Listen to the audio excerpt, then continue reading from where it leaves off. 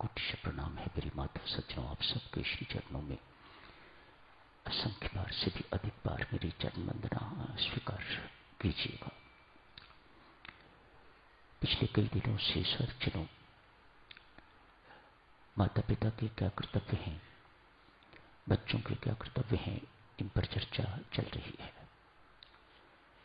पिछली चर्चा में आपने देखा था, थोड़ा सा याद दिला दूं आपको, एक गांव की बात हुई थी जिसमें सभी के सभी राम भक्त बसते हैं, एक बालक को छोड़ के। संतों के प्रति श्रद्धा नहीं है, परमात्मा के प्रति विश्वास नहीं है। मां बहुत दुखी है। सारे का सारा गांव, कोई घर ऐसा नहीं जहां राम नाम का जाप नहीं होता। उस बालक को छोड़कर मां उसे पीट रही है। आज मेरे माथे पर तो क्लक, मेरी नाक कटवा के रख दी तूने। जगह जगह मेरा अपमान होता है।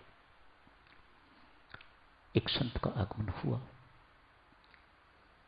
देखा मां बालक को कूट पीट रही है। कारण पूछा,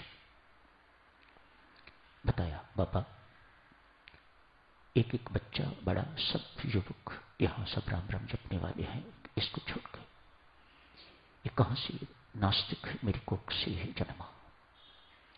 इसे पीटू ना तो और क्या करूं, पूजा करूं इसकी। इसके कारण मुझे जगह जगह अपमान सहना पड़ता है, बातें सुननी पड़ती हैं। बाबा कहते हैं माता तो ठीक है, लेकिन ये समझाने का ढंग नहीं। बच्चों को कैसे समझाया जाए ये माता पिता को जानना चाहिए। प्रेम का प्रयोग कर, प्रेम पूर्वक इस बालक को समझा। प्रेम में बहुत बल है, बड़ी ताकत है। ऐसा नहीं कि अच्छे माता पिता को हमेशा प्रेम अर्थात लाड प्यार ही करना चाहिए। यहां यह जरूरत पड़े कि उसे डांटने की आवश्यकता है, समझाने की आवश्यकता है, वहां डांटना भी चाहिए। Be practical, be practical parents. बाबा कह रहे हैं माता इसे प्रेम पूर्वक समझा। एक काम और कर, जब तू जाप के लिए बैठती है, ध्यान के लिए बैठती है, अमृतवाणी का पाठ करती है, उस वक्त इस बालक को भी अपने साथ बिठा। मजबूर नहीं करता कि तू जाप कर या अमृतवाणी का पाठ कर या ध्यान लगा, बस अपने पास बिठा। ये मैं इसलिए कह रहा हूं, आज का बच्चा इतना आज्ञाकारी नहीं है जितना अनुकरणीय है, अनुकरणशील है। जो माता पिता को करता देखता है बच्चा तत्काल कर देता है। आप कभी देखो, मंदिर में लेके जाओ बच्चे को, आप उसे जबरदस्ती को मत्था टेके तो नहीं टेकता, लेकिन 2 बार आपने मत्था टेक दिया तो आपको देखते ही वह भी अपना मत्था परमात्मा के आगे टेक देता है। मानो आज का बालक इतना आज्ञाकारी नहीं है जितने पहले वक्तों में हुआ करते थे। अनुकरणशील है। अच्छा या बुरा जो कुछ भी दिखता है, ये आपकी जिम्मेदारी है। आप उसे अच्छा कुछ दिखा रहे हो या कुछ बुरा दिखा रहे हो, अच्छा दिखाते हो तो अच्छा प्रभाव उस बालक पर पड़ता है, यदि बुरा दिखाते हो तो बुरा प्रभाव भी उसी ढंग से उस बालक पर पड़ता है। परमेश्वर की कृपा हुई इस बालक पर। दोनों चीजों का प्रयोग किया माता ने, प्रेम का प्रयोग भी किया और दूसरा जो ये कहा इसका भी प्रयोग किया। कालांतर में देवी सज्जनों यही बालक उपनिषदों का मशहूर संत उद्दालक बना है, ऋषि उद्दालक। कितना बल है इस चीज में।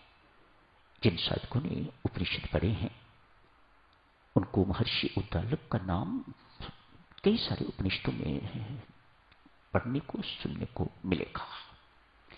वही हैं जो अन्य संतों महात्माओं के साथ, अन्य ऋषियों के साथ राजा अश्वपति के पास उपदेश के लिए गए थे। मानो ऋषि उद्दालक आप देखते हैं, वो तो बचपन की बात हुई, अब देखते हैं ऋषि उद्दालक अपने जीवन से हमें क्या सिखाते हैं। सर्वप्रथम, ज्ञान किसी से भी हो, कोई ऐसा नहीं कि जरूरी है कि हम ब्राह्मण हैं तो क्षत्रिय से ज्ञान क्यों लें, शूद्र से ज्ञान क्यों लें। जहां से भी कुछ मिलता है, जहां से भी कुछ सीखने को मिलता है, महर्षि उद्दालक सिखा रहे हैं, हमें बता रहे हैं। हम सबको, बच्चों से लेकर बड़ों तक हमें बता रहे हैं। मत सोचो सिखाने वाला कौन है। यदि वहां से कुछ सीखने को मिलता है तो जाओ, उसकी चरण शर्त में जाओ, उसको मत्था टेको, विनम्रता पूर्वक उसकी सेवा करो, ताकि वह आपको कुछ दे सके जो उसके पास है। भक्तजनों, माता पिता को जहां हनुमान चालीसा पढ़ना सिखाते हो, कंठस्थ करवा देते हो आप। बच्चे छोटी आयु में, मैं जानता हूं ऐसे बच्चों को, बहुत छोटी आयु में नहाते नहाते, जिस वक्त जितनी देर में बच्चा स्नान करता था उतनी देर में हनुमान चालीसा पढ़ लेता था। बदकिस्मती की बात है ना, ये सब कुछ तो हुआ, लेकिन माता पिता ने उन बच्चों को झुकना नहीं सिखाया। मानो उनका अभिमान उस वक्त भी उतना ही जितना इस वक्त है, कहीं किसी प्रकार की कमी नहीं आई।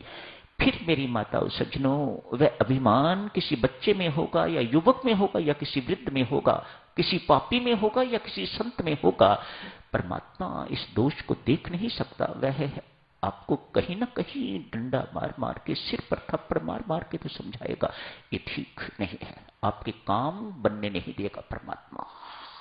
मानो झुकना सीख, झुकना सिखाओ बच्चों को, स्वयं झुकना सीखो तो बच्चों को भी झुकाना सिखाओ, तो सफलता ही सफलता मिलेगी जो परमेश्वर के अधीन है। वरना तो काम रुके रहेंगे, मैं देख लूंगा तेरे अभिमान को। परमात्मा के अपने ढंग हैं देवियों सज्जनों हमें सिखाने के, पढ़ाने के। जहां वह प्यार करता है, बहुत प्यार करता है, बहुत प्यार करता है, वहां इस दोष के लिए थप्पड़ के भी मारता रहता है या मरवाता रहता है। हम सब इस बात को बहुत अच्छी तरह से जानते हैं। कोई ना कोई ऑब्स्टिकल प्रस्तुत करके उसे कुछ नहीं लेना देना, मात्र यही सिखाना है, पुत्र झुकना सीख, झुकना सीख, झुकना सीख। तेरे रास्ते में विघ्न बाधाएं इसीलिए प्रस्तुत हो रही हैं ताकि तू झुकना सीख जाए, तू नम्र होना सीख जाए। क्यों? बिना नम्रता देवियों सज्जनों हम ग्रहणशील ही नहीं बन सकते। बिना झुके आप किसी से कुछ नहीं पा सकोगे, कभी नहीं। चाहे गुरु है, चाहे वह परमात्मा है, ये इनके नियम है। बिना झुके कुछ नहीं मिलेगा। ऋषि उद्दालक इस वक्त महर्षि हैं। आइए साधक जनों, इनके जीवन से देखते हैं क्या सीखने को मिलता है। बहुत बड़ा आश्रम है, अनेक सारे शिष्य। एक शिष्य को आज एक किशमिश का दाना दिया है, कहा वत्स मेरे मित्र हैं उषा शिष्य, उनके पास जाओ, जाके उनको एक किशमिश का दाना देना, कहना अपने सभी आश्रमवासियों को बांट के जो बाकी बच्चे स्वयं भोग लगा लेना, मेरी तुच्छ भेंट स्वीकार करो। गुरु महाराज की आज्ञा है, सो किंतु परंतु का कोई अर्थ ही नहीं है। एक किशमिश का दाना, न जाने कितने आश्रमवासी होंगे वहां पर, एक महर्षि दूसरे महर्षि को पहुंचा रहे हैं। एक किशमिश का दाना इस शिष्य ने किंतु परंतु कुछ नहीं किया, जो आज्ञा गुरु महाराज, एक किशमिश का दाना लेके महर्षि उस शस्त्र के पास पहुंच गया है। जाके कहा महर्षि उद्दालक जी ने ये आपके लिए भेंट और ये संदेश दिया है। शिष्य वहां बैठे हुए थे, उस शस्त्र के शिष्य आग बबूला